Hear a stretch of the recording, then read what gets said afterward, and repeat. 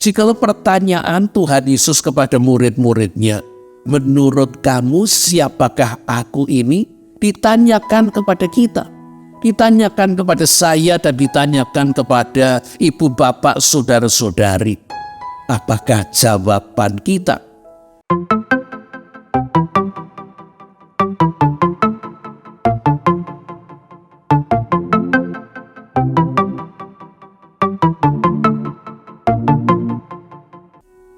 Shalom Bapak Ibu, Saudara-saudari, selamat bertemu kembali bersama dengan saya dalam seri Walking with God.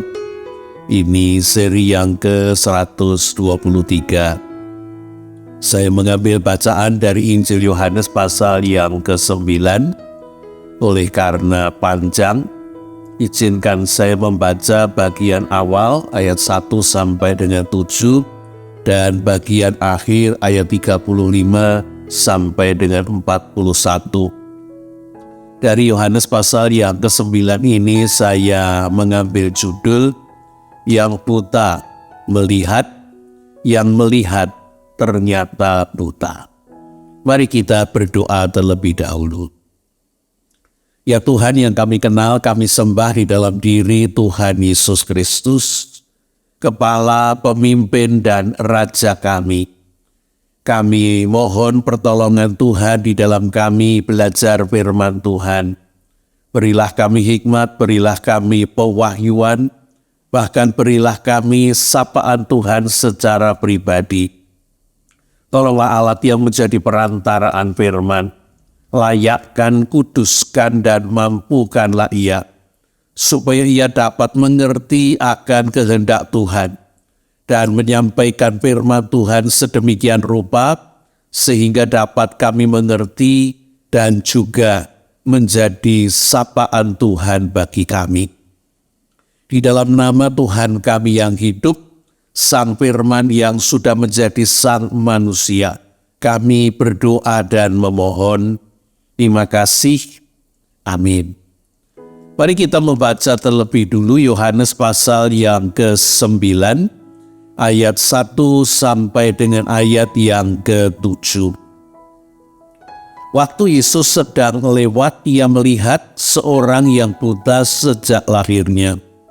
Murid-muridnya bertanya kepadanya, "Rabi, siapakah yang berbuat dosa? Orang ini sendiri atau orang tuanya, sehingga ia dilahirkan buta?" Jawab Yesus, "Bukan dia, bukan juga orang tuanya, tetapi karena pekerjaan-pekerjaan Allah harus dinyatakan di dalam dia. Kita harus mengerjakan pekerjaan Dia yang mengutus aku selama masih siang. Akan datang malam di mana tidak ada seorang pun yang dapat bekerja. Selama aku di dalam dunia, akulah terang dunia." Setelah ia mengatakan semuanya itu, ia meludah ke tanah dan mengaduk ludahnya itu dengan tanah, lalu mengoleskannya pada mata orang buta tadi dan berkata kepadanya, "Pergilah, basuhlah dirimu dalam kolam Siloam." Siloam artinya yang diutus. Maka pergilah orang itu, ia membasuh dirinya, lalu kembali dengan mata sudah melek. Kita lanjutkan dengan ayat 35 sampai dengan 41. Yesus mendengar bahwa ia telah diusir keluar oleh mereka. Kemudian ia bertemu dengan dia dan berkata, "Percayakah engkau kepada Anak Manusia?" Jawabnya, "Siapakah dia Tuhan, supaya aku percaya kepadanya?" Kata Yesus kepadanya, "Engkau bukan saja melihat dia, tetapi dia yang sedang berkata-kata dengan engkau, dialah itu." Katanya, "Aku percaya Tuhan." Lalu ia sujud menyembahnya. Kata Yesus, "Aku datang ke dalam dunia untuk menghakimi, supaya barang siapa tidak melihat, dapat melihat, dan supaya barang siapa yang dapat melihat, menjadi buta." Kata-kata itu didengar oleh beberapa orang Farisi yang berada di situ, dan mereka berkata kepadanya, "Apakah itu berarti kami juga buta?" Jawab Yesus kepada mereka, "Sekiranya kamu buta, kamu tidak berdosa.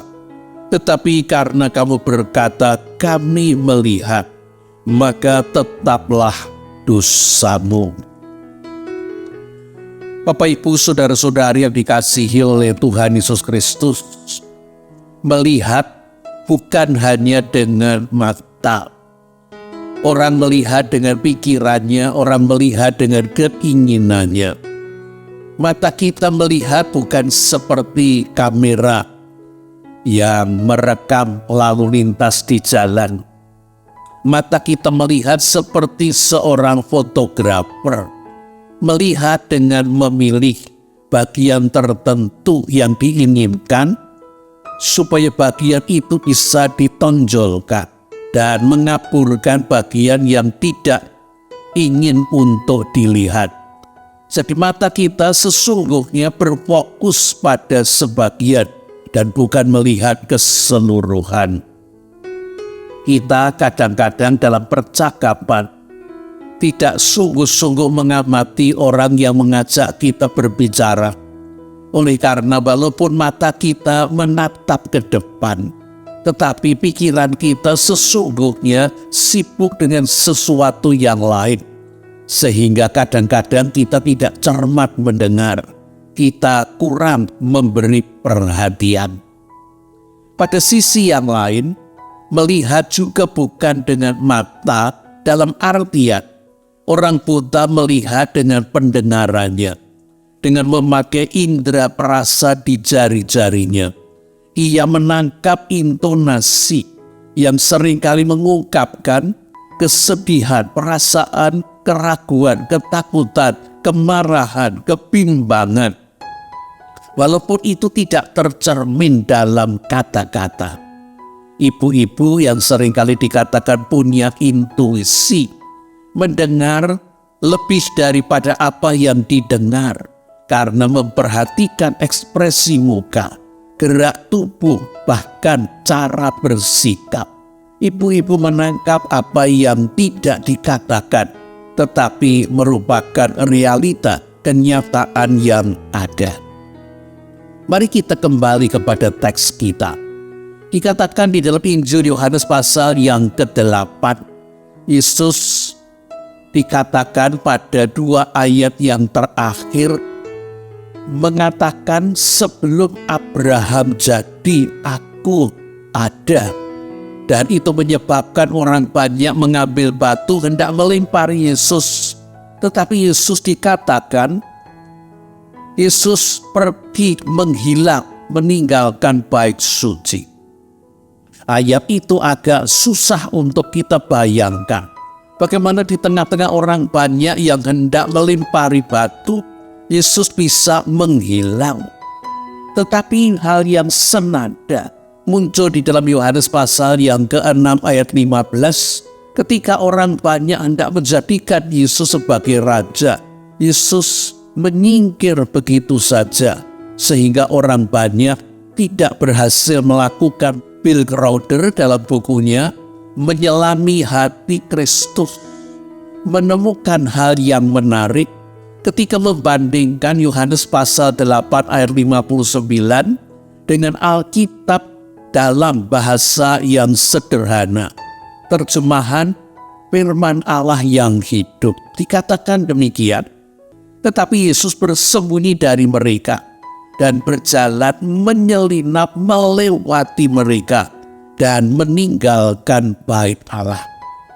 Terjemahan ini lebih mudah untuk kita bayangkan bahwa Yesus menghindari untuk dilempari batu dengan menyelinap.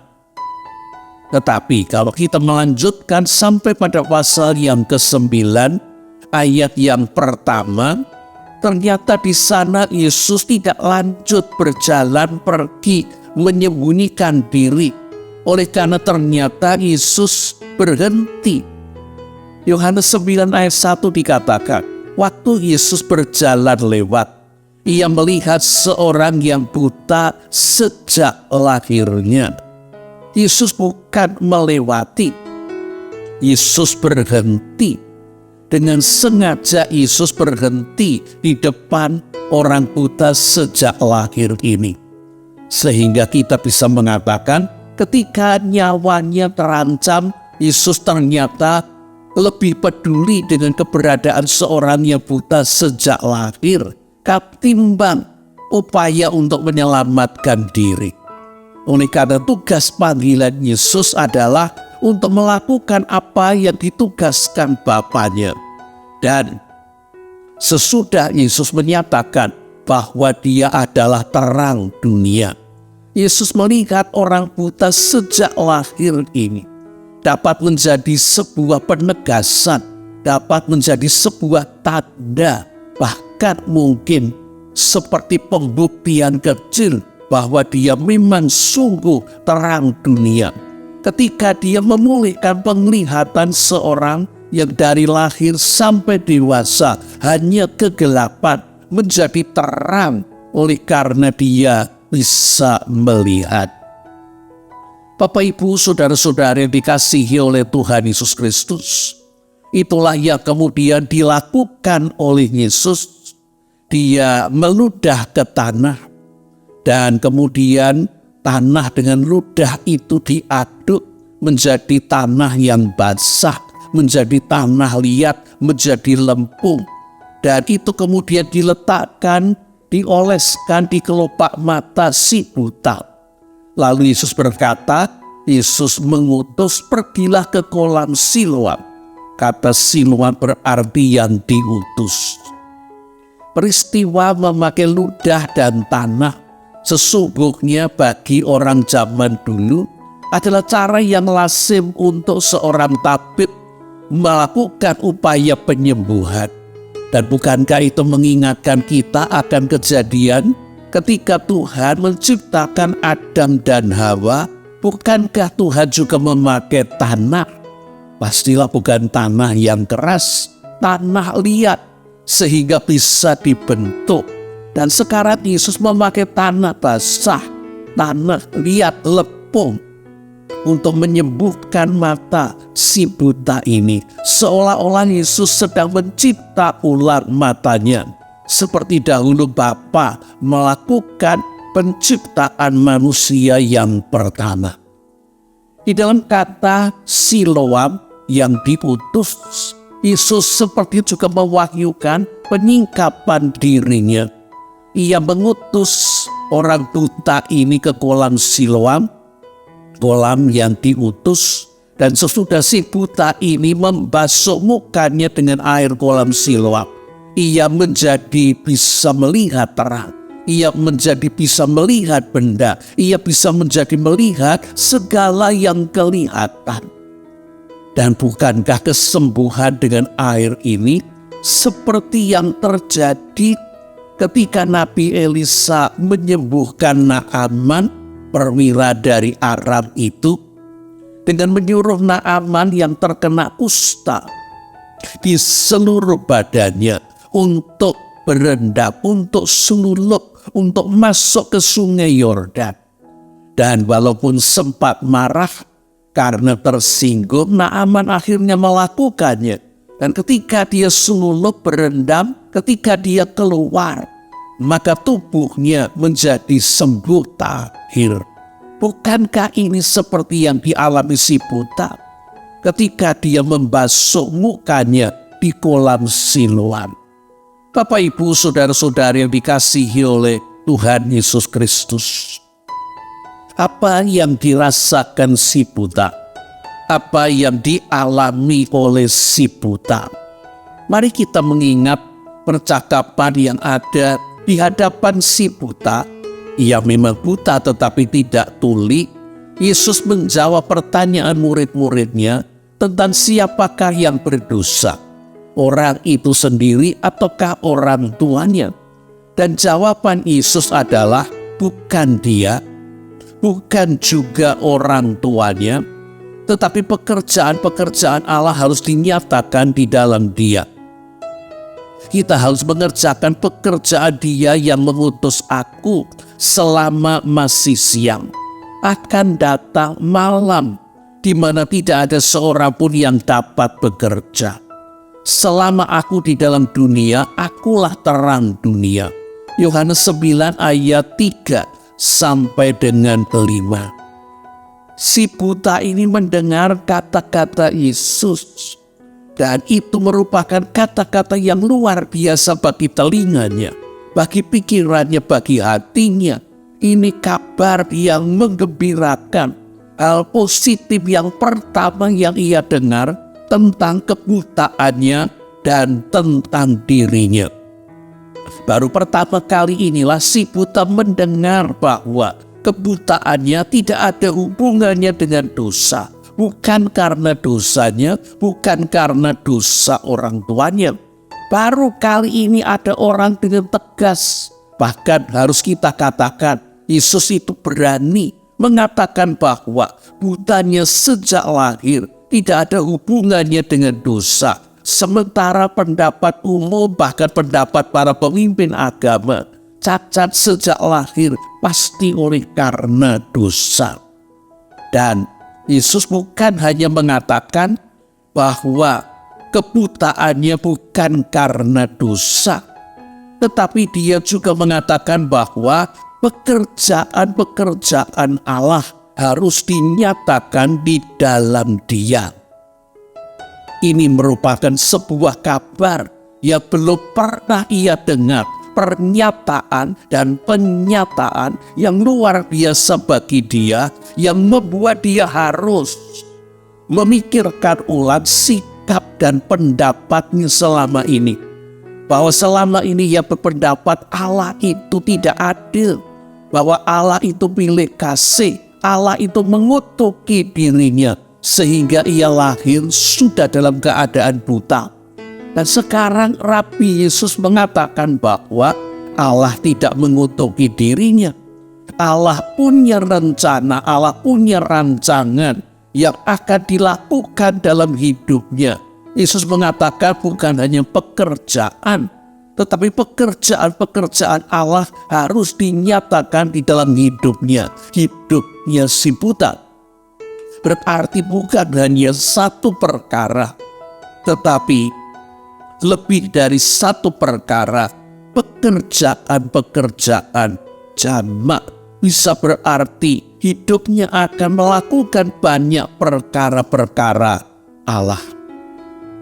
Bapak, Ibu, saudara-saudari yang dikasihi oleh Tuhan Yesus Kristus, perkataan positif Tuhan Yesus menimbulkan harapan dan mulai memberikan kesembuhan. Kepahitan hati maupun kemarahan si buta ini, baik terhadap Allah maupun terhadap orang-orang yang selalu mengkait-kaitkan kebutaannya dengan dosa. Dan si buta ini masih ingat kata-kata Yesus, kita harus mengerjakan pekerjaan Dia yang mengutus aku selagi masih siang. Akan datang malam di mana tidak ada seorang pun yang dapat bekerja. Selama aku di dalam dunia, akulah terang dunia. Si buta ini berpikir, siapa yang dimaksudkan Rabi Yesus dengan Dia yang mengutus aku? Dan apa maksudnya Rabi Yesus berkata, selama aku di dalam dunia, akulah terang dunia. Mengapa Rabi Yesus berkata begitu? Apakah Rabi Yesus memiliki kehidupan lain yang tidak di dunia ini? Rabi Yesus mengaku bahwa dirinya adalah terang dunia. Siapa yang berani mengatakan yang seperti ini? Siapa yang dapat menerangi dunia? Bukankah tidak ada orang waras yang berani mengucapkan kata-kata itu? Tetapi Rabi Yesus mengucapkannya. Dan ia pasti tahu apa yang ia ucapkan bukan ngawur atau bukan sekedar cari popularitas atau yang lain. Jadi sesungguhnya siapakah Rabi Yesus ini? Dia berbeda dengan kebanyakan orang, bahkan dia berbeda dengan kebanyakan rabi. Kata-katanya positif, menyingkapkan kebenaran, dan ia seperti mengenal Allah, sehingga dia dapat mengatakan bahwa kebutaanku adalah dalam rangka Allah akan menyatakan pekerjaan Allah. Bagaimana sebetulnya hubungan Rabi Yesus ini dengan Allah? Apakah karena kedekatannya dengan Allah sehingga dia mengerti tentang kebutaannya dan mengerti tentang rencana Allah? Bapak, Ibu, saudara-saudari yang dikasihi oleh Tuhan Yesus Kristus, jikalau ada sekian banyak orang pada waktu itu mendengar kata-kata Tuhan Yesus, tetapi sepertinya si buta inilah yang paling mengerti, yang memikirkan, yang merenungkan kata-kata Yesus, bahkan lebih daripada murid-muridnya.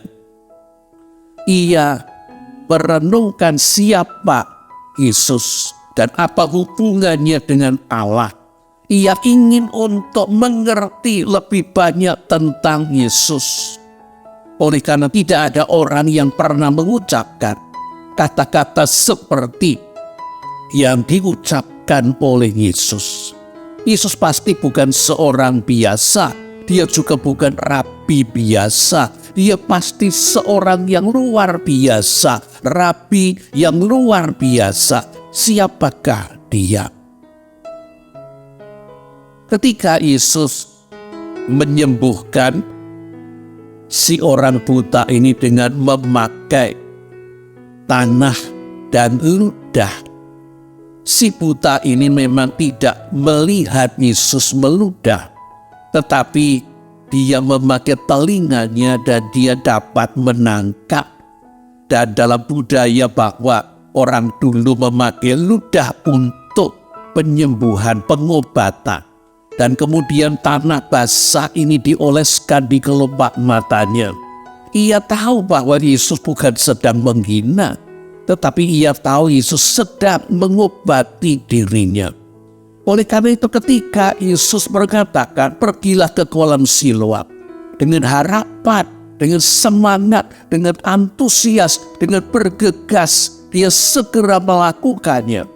Dan sungguh ketika dia membasuh mukanya, matanya silau oleh cahaya. Dan ia baru tahu inilah arti dari orang mengatakan silau, cahaya yang masuk ke mata. Tetapi kemudian matanya menjadi semakin mampu untuk melihat air, melihat kolam Siloam, melihat apa yang ada di sekitar sana. Dan dia meneteskan air matanya. Dia bisa melihat, dia sembuh. Lalu dengan mulutnya dia mengucapkan puji syukur kepada Allah. Terpujilah Tuhan sambil mengangkat tangannya dan sambil menelungkup sujud bersyukur kepada Allah.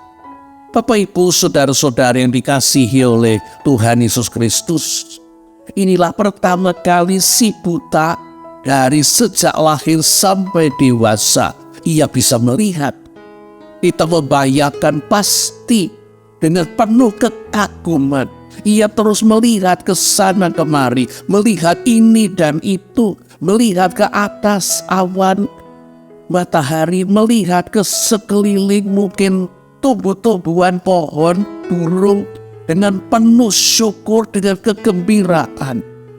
Dan ia ingin berterima kasih kepada Yesus. Ia ingin untuk melihat wajah Yesus. Air matanya tidak berhenti untuk menetes, tetapi itu air mata sukacita, air mata syukur. Dan ia sungguh ingin bertemu dengan Yesus. Dan ia kemudian menjumpai kenyataan yang membuat ia dari bingung menjadi merasa aneh dan menjadi merasa ada yang salah.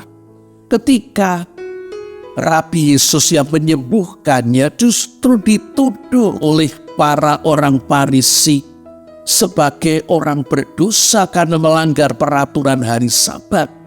Bagaimana mungkin seorang berdosa bisa melakukan yang tidak pernah terjadi dari dahulu sampai hari itu, yaitu seorang cacat sejak lahir menjadi sembuh? Tidak mungkin seorang berdosa melakukan itu. Orang yang diutus Allah, orang yang berkenan kepada Allah, orang yang didengar Allah, orang yang saleh. Karena itulah dia semakin berupaya untuk melawan ketika dia makin ditekan dan dipaksa untuk menyatakan bahwa Rabi Yesus adalah orang berdosa yang melanggar peraturan hari Sabat. Makin ditekan, ia makin melawan. Penghargaannya kepada Yesus semakin bertumbuh melewati perdebatan. Dari mula-mula ia menyebut Yesus sebagai seorang yang disebut Yesus. Kemudian dia menyebutnya sebagai nabi, lalu sebagai orang saleh yang melakukan kehendak Allah. Dan dia kemudian meyakini Yesus pasti seorang yang datang dari Allah, utusan Allah, yang ia maksudkan adalah Sang Mesias. Dan ia diusir oleh para orang-orang Farisi. Tetapi ketika ia diusir keluar dari bait suci, ia justru menemukan perbedaan yang lain, yaitu Rabi Yesus justru mencari dirinya, menjumpai dirinya, dan memberikan tawaran. Ketika ia meningkatkan dirinya sebagai anak manusia, dan mengundangnya untuk percaya, mengundangnya untuk menjadi pengikut Yesus, mengundangnya untuk menjadi murid Yesus. Sementara para pemimpin agama menolak dia, Yesus justru mendatangi dia. Sementara para pemimpin agama tidak peduli baik kebutaannya maupun kesembuhannya, Yesus mempedulikan dirinya dengan menawarkan supaya ia menjadi orangnya Yesus. Bapak, Ibu, saudara-saudara yang dikasihi oleh Tuhan Yesus Kristus, kita mengerti bukan segala si buta yang sudah melek melihat ini dengan kesungguhan menyambut tawaran Rabi Yesus, menyerahkan dirinya kepada Yesus. Percayakah engkau kepada Anak Manusia? Ia bertanya, siapakah dia Tuhan, supaya aku dapat percaya kepadanya? Engkau bukan saja melihat dia, tetapi dia yang sedang berkata-kata dengan engkau, dialah itu. Lalu dia segera merespon, aku percaya, sambil ia bersujud. Ia menyerahkan dirinya kepada Yesus. Siapa lagi yang akan ia ikuti?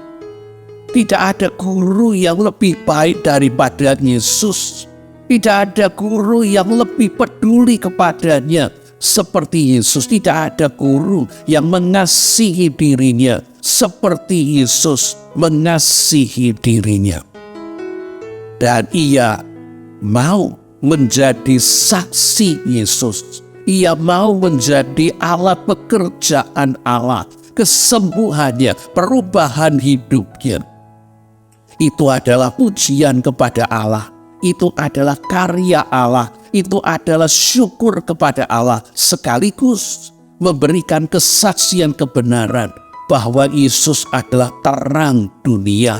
Yesus sanggup bukan hanya memelekkan mata yang buta, tetapi mencelikan hati yang gelap, hati yang buta. Yesus mampu mengubahkan kegelapan menjadi terang, kepahitan, kemarahan, kebencian menjadi damai sejahtera, sukacita, hidup yang bersemangat, antusias untuk Tuhan, oleh karena Tuhan.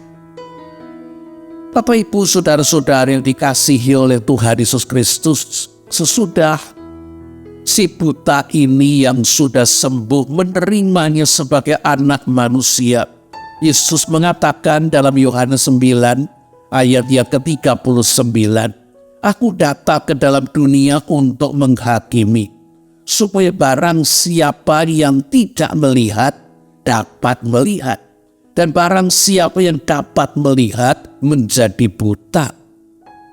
Si buta melihat Yesus, bukan hanya melihat dengan matanya, tetapi melihat dengan hatinya, melihat dengan iman. Sementara para Farisi yang matanya melihat, yang bisa membaca, mempelajari Alkitab, kitab-kitab suci, nubuatan-nubuatan para nabi, termasuk nubuatan tentang anak manusia, tentang Mesias. Tetapi mereka tidak bisa melihat bahwa anak manusia, sang Mesias itu adalah Yesus.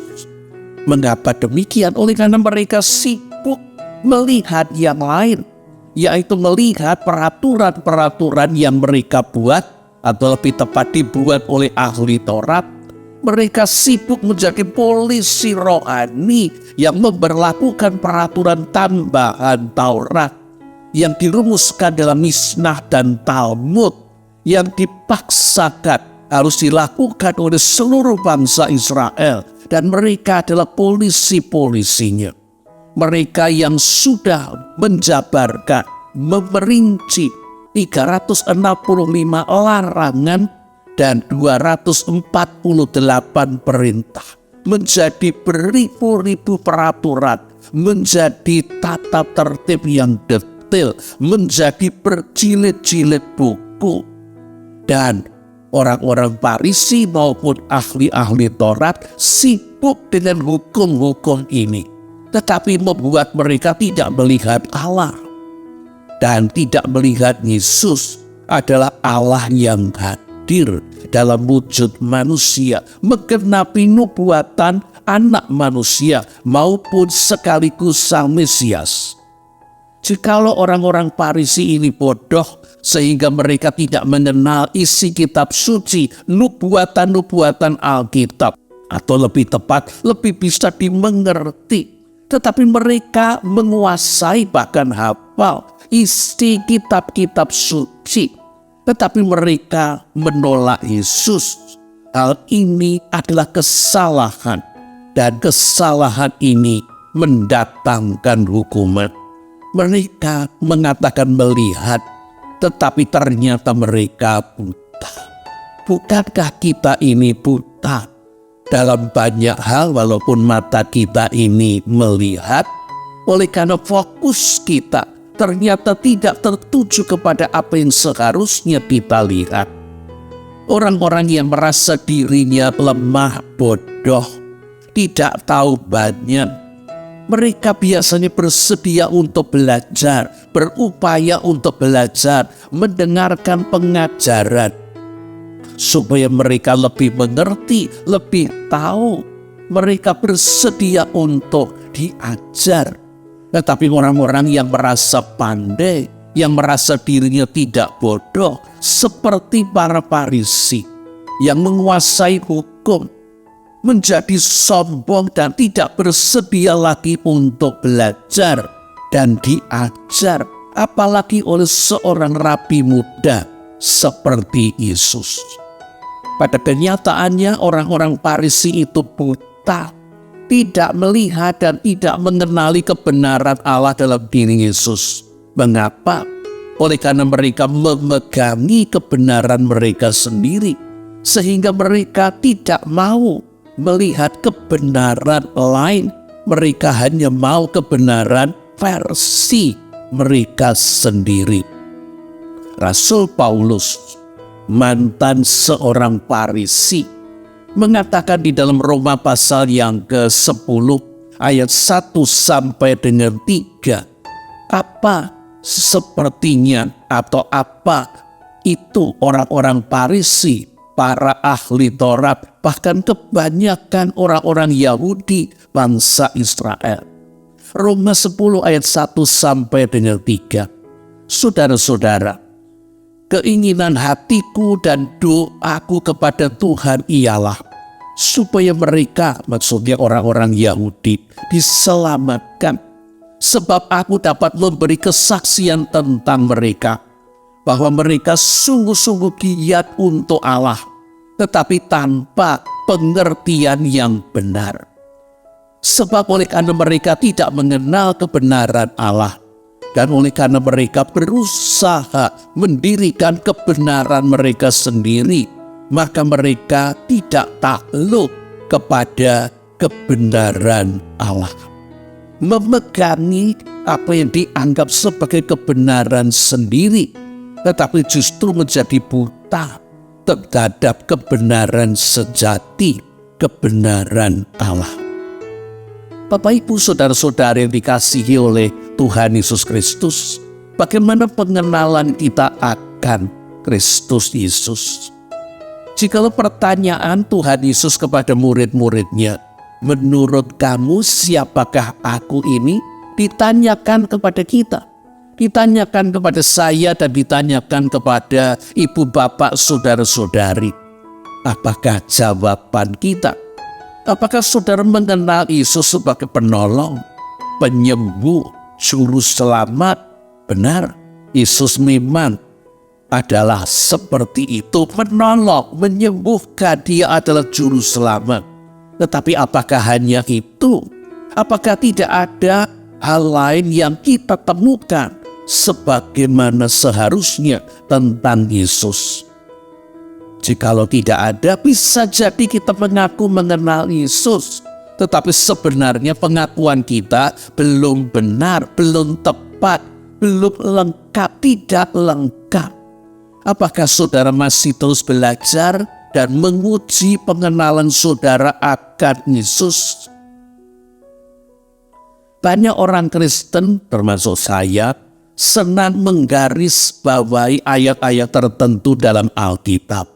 Apakah Bapak, Ibu, saudara-saudari juga melakukannya?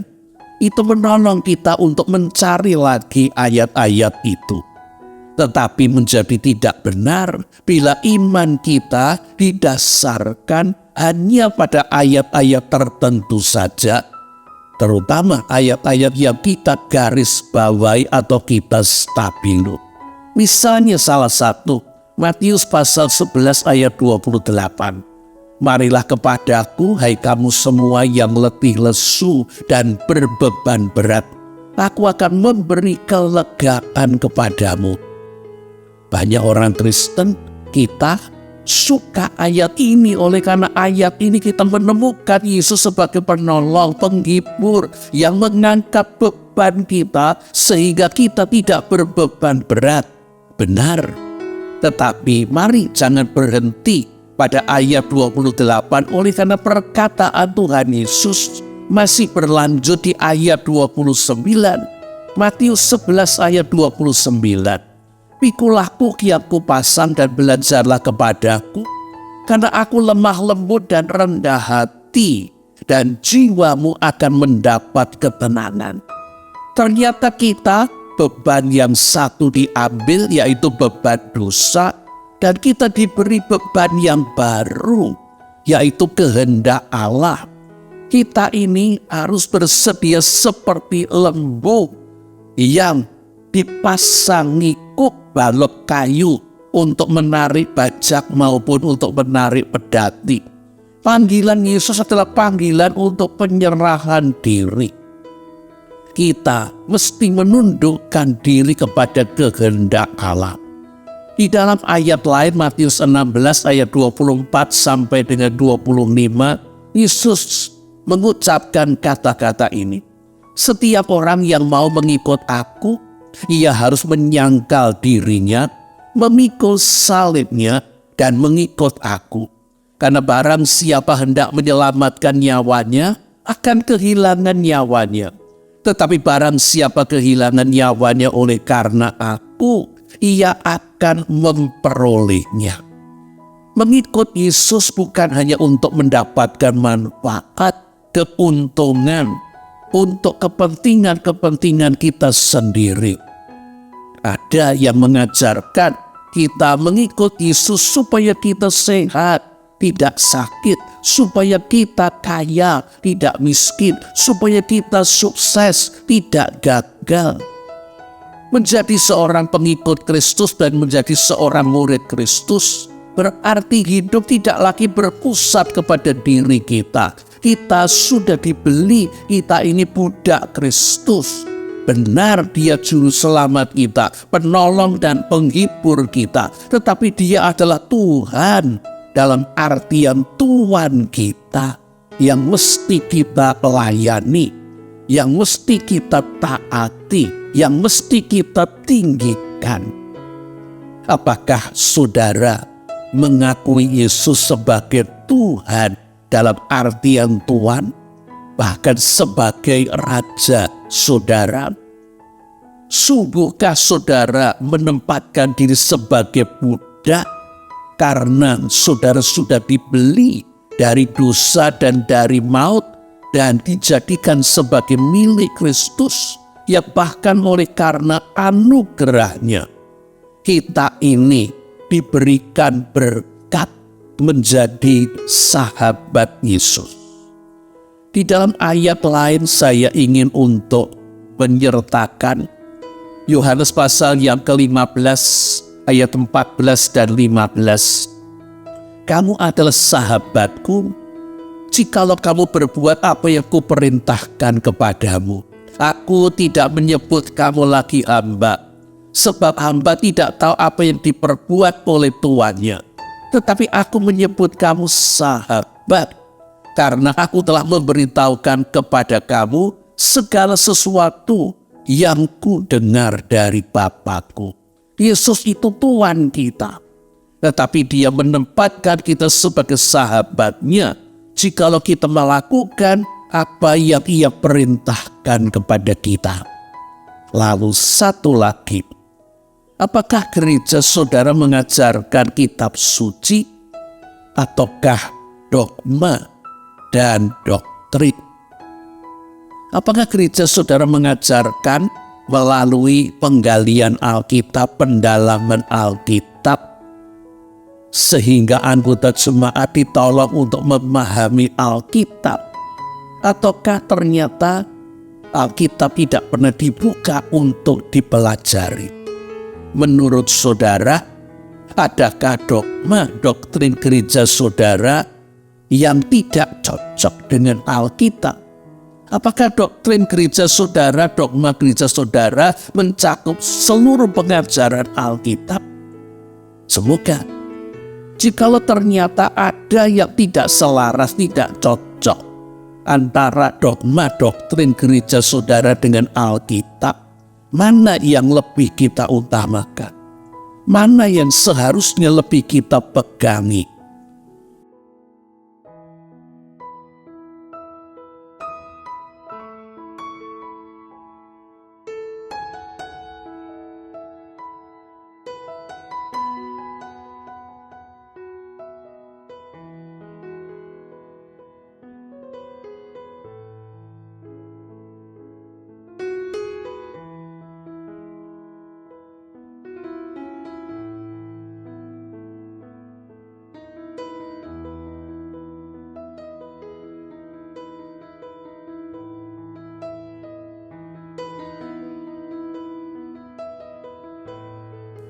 Kiranya saudara bersedia untuk berkomitmen dan berdisiplin untuk membaca, untuk mempelajari Alkitab dengan bimbingan Roh Kudus, walaupun melalui jatuh bangun, salah keliru, maupun dengan berkelompok dengan rekan-rekan yang bersedia untuk belajar dan untuk semakin memahami kebenaran.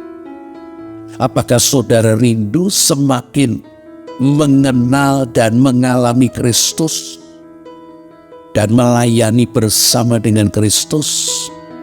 Apakah saudara bersedia dan siap untuk menyaksikan Kristus, menyaksikan kasih-Nya, menyaksikan kuasa-Nya, dan menyaksikan siapa diri-Nya? Semoga kiranya Roh Kudus menolong kita. Amin.